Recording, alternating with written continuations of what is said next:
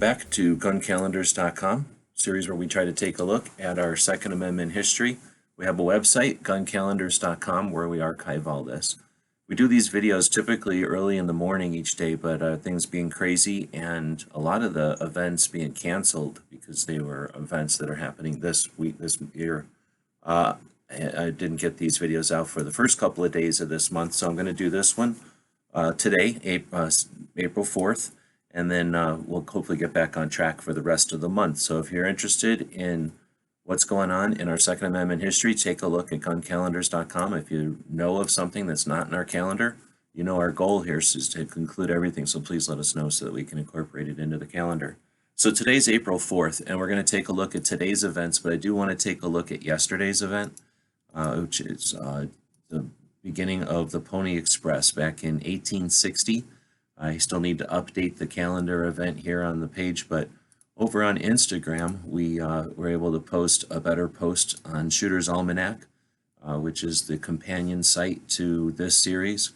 So the Pony Express started today on April 3rd in 1860, and it only lasted for 18 months. It went from the farthest point west that the telegraph and the railroads ended, basically the kind of intersection there in Missouri and Kansas and Oklahoma, actually really close to where most of the lead from World War I comes from.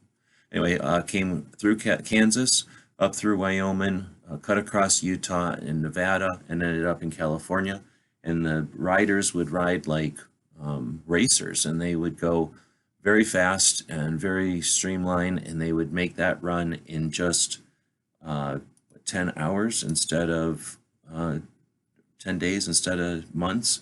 And again, they would literally be running past the telegraph lines that were being posted during that time. So it only lasted 18 months, and then telegraph poles replaced them. It was not an inexpensive effort. Every ounce of weight on those ponies cost $5 worth of gold. So that's why most of the things that you see are incorrect. They basically they had like a stocking cap on, just tight-fitting clothes, and this saddle thing that had all the mail in it, and there wasn't much mail.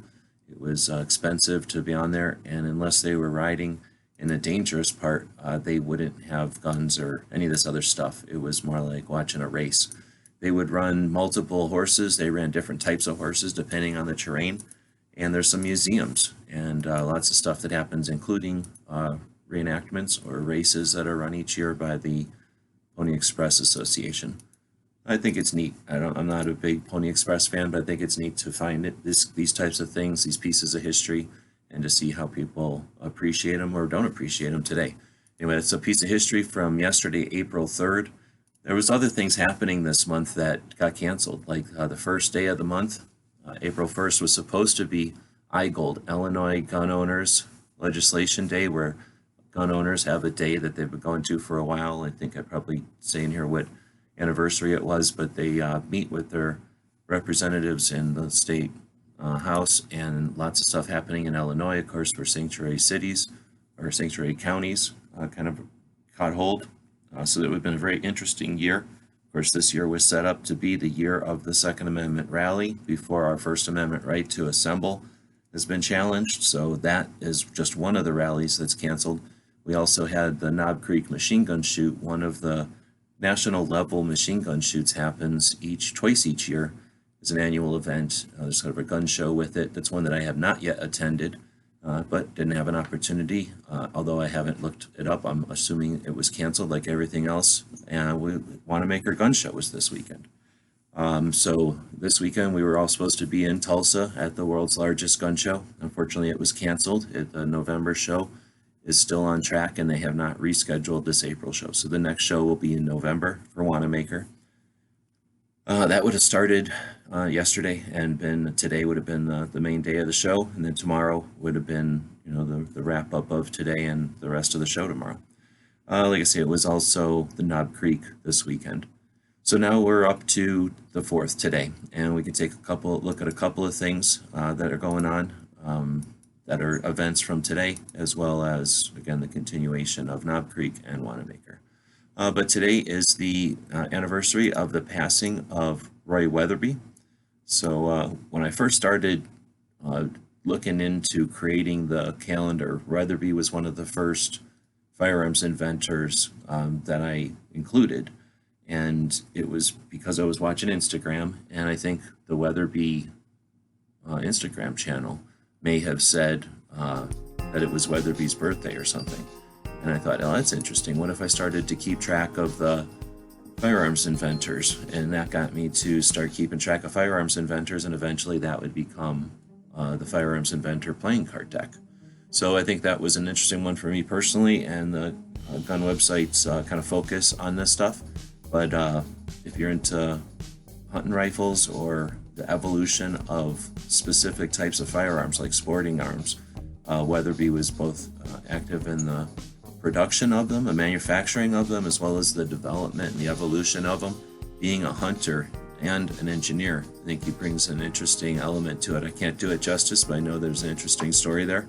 So let's acknowledge that today is the passing. He was 77 years old, and he does have an interesting story. I dug into it a little bit doing the Firearms Inventors project.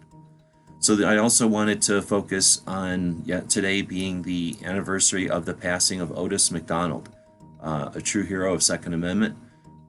He is resident of Chicago, and he's the man that brought down Chicago's gun ban. He died in 2014. But his decision was in 2010. We'll go back over to our Instagram and posted a thing on Instagram for that as well. We have a project over on Instagram called Shooter's Almanac, where we post all of these things. You can find them and then hopefully use them to share, to let people know about important pieces of Second Amendment history. So there was a ban in Chicago that was unconstitutional, and it was difficult, and it was not an obvious or easy effort to bring that case to the Supreme Court, and it was done with a bunch of people's collaboration and effort. It's an awesome story, and it's a great day to acknowledge and to remember Otis McDonald's efforts. So he's no longer with us, but today's the date that he passed. If you know his date that he was born, let me know, because I don't think I found that in my research. So that's the kind of stuff we take a look at over at GunCalendars.com. We want to thank you for joining us on this series. We want to thank our Patreons who make it possible for us to put the time in to create the projects, to keep the websites going, and to research and add and contribute to the content in those projects. So thank you very much. Hope you have a great weekend. Stay tuned for more of these each morning. We have a bunch of videos coming out throughout the next couple of months, actually, that were already in the wrapped up, or in the whatever, recorded them and had them scheduled already weeks ago. Then of course we do the daily gun show each evening. In addition to that, we're working on the 2A history project. Since I got the Instagram open, you take a quick look at what we've got going on over there, attempting to archive those whose shoulders we stand on in Second Amendment. So for anybody who'd like to follow along, follow us wherever you're watching this video. If it's on gunstreamer.com, if it's on guntube.org, or one of the other places where you can post videos that don't care about your gun so much. We appreciate you and the people that make it possible for us to do this. Until next time, thanks for watching.